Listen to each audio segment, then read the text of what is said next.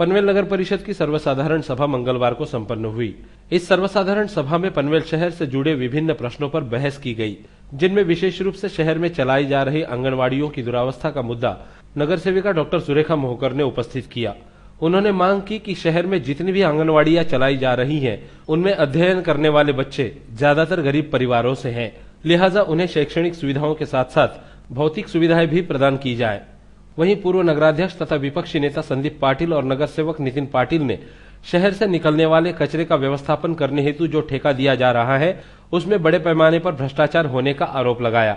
इस दौरान सत्तापक्ष के नगर सेवक जयंत पगड़े द्वारा एपीएमसी द्वारा निकाले गए कचरे का मुद्दा उठाया गया। तब मुख्याधिकारी श्रीधर पाटनकर, जो सत्तापक्ष के आदेशानुसार काम करते हैं, उन्होंने जयवंत पगड़े के आरोपों का खंडन करते हुए एपीएमसी के सभापति राजेंद्र पाटिल की सराहना की। उन्होंने कहा कि एपीएमसी मार्केट भी पालिका क्षेत्र में आता है, लिहाजा वहां की साफ सफाई करना और कचरा उठाना पालिका का दायित्व है, मगर राजेंद्र पाटिल पालिका को ही सहयोग दे रहे हैं। इसके अलावा नगर पालिका के अंकित स्कूल नंबर 1, 2 और 3 को निष्कासित कर प्राथमिक कन्याशाला के प्लॉट पर स्कूल की नई अद्ययावत इमारत बनाई जाए और सरस्वती विद्या मंदिर के प्लॉट पर बीओटी की तर्ज पर शॉपिंग कॉम्प्लेक्स और पार्किंग प्लॉट का निर्माण किया जाए, ताकि पालिका की आमदनी बढ़ सके। ऐसी मांग संदीप पाटिल और नितिन पाटिल ने की।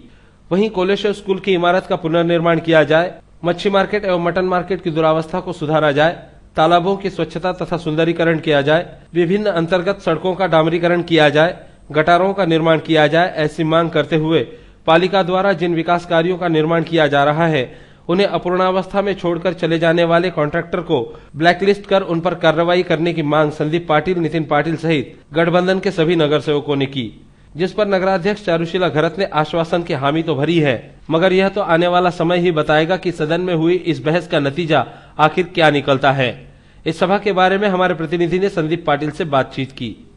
आजच्या नगरपालिकेच्या याच्यामध्ये जे सर्वसाधारण सभेचा विषय झाला, त्यात प्रामुख्याने जे विषय होते की शहरातल्या रस्त्याचा आणि कचऱ्याचा जो विषय होता, हा गेल्या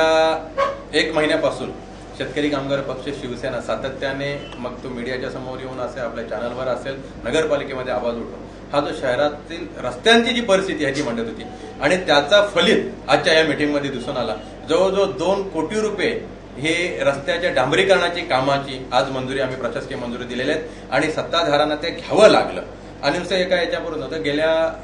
बॉडीमध्ये जेव्हा आपली सत्ता होती, मी स्वतः नगराध्यक्ष होतो, तेव्हा 14 कोटीची कॉन्क्रीट रोडची योजना याच्यामध्ये मी अंमलात आणली होती। त्याच्यासाठी कन्सल्टंट देखील अपॉइंट केलं होतं आणि आज या 3 रस्त्यांची 2 रस्ते जे आहेत जवळजवळ 9 ते 10 कोटीचे हे टेक्निकल सँक्शनसाठी चीफ इंजिनियर महाराष्ट्र शासन यांच्याकडे गेले, बांधकाम डिव्हिजन यांच्याकडे गेलेला आहे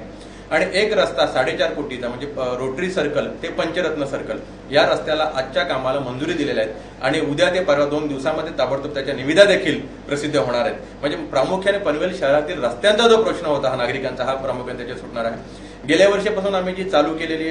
योजना होती गोविंदा पथकातील दहीहंडाला, जी महाराष्ट्र शासनाने अजून कुठल्याही नगरपालिका अथवा महानगरपालिकांमध्ये झाली नव्हती, अशी पहिल्यांदा केस आपण गेल्या वर्षी या पनवेल नगरपालिकेतर्फे आपण केली आणि त्याचं फॉलोअप या चालू नगरपालिकेने त आहेत याच्या पुढे देखील सातत्याने नगरपालिकेने या गोविंदा पथकाचा इन्शुरन्स काढायचा असं आजच्या याच्यामध्ये फायनल झालेलं आहे। याच्यात आज देखील याच्यावर चर्चा झाली की पनवेल शहरातील जे 2 ते 3 प्रामुख्याने तलाव होतील त्यांच्या सुशोभीकरणाच्या कामांना देखील आजची मंजुरी दिली। परंतु हे होत असताना वडाळा तलाव हा राजकीय दृष्ट्या याच्यामध्ये जाणून बुजून काँग्रेसची जी कंपनी TIPL म्हणून कंपनी आहे, त्यांनी जिल्हाधिकाऱ्यांकडे याच्या अगेन्स्ट नगरपालिकेच्या विरुद्ध तक्रार केली होती, परंतु कुठलीही तक्रार जिल्हाधिकाऱ्यांकडे पोहोचल्यानंतर 1 ते 2 महिन्यामध्ये त्याचा निकाल येणे अपेक्षित होता। परंतु यांचं तिथं सरकार आहे, काँग्रेसचे सरकार, तिथले पालकमंत्री देखील यांचेच आहेत आणि गेली 8 महिने पनवेल नगरपालिकेचा यांनी नगराध्यक्षपदी चार्ज घेतल्यानंतर कुठल्याही पद्धतीने यांनी जिल्हाधिकाऱ्यांकडे यासाठी पाठपुरावा केलेला नाहीये। जवळजवळ 55 कोटी रुपये खर्च करून हा वडाळे तलाव सुशोभीकरणाचा प्रस्ताव मांडला होता। हा आज राजकीय दृष्ट्या यांची कुठलीही पनवेल शहरातील विकासात होऊ नये या उद्देशाने किंवा काम जर व्हायचं असेल तर स्वतःच्या कंपनीला काम मिळणार नाही या दोन्ही उद्देशाने अडकले असल्यामुळे त्याच्यावर निकाल देऊ शकलेले नाहीये।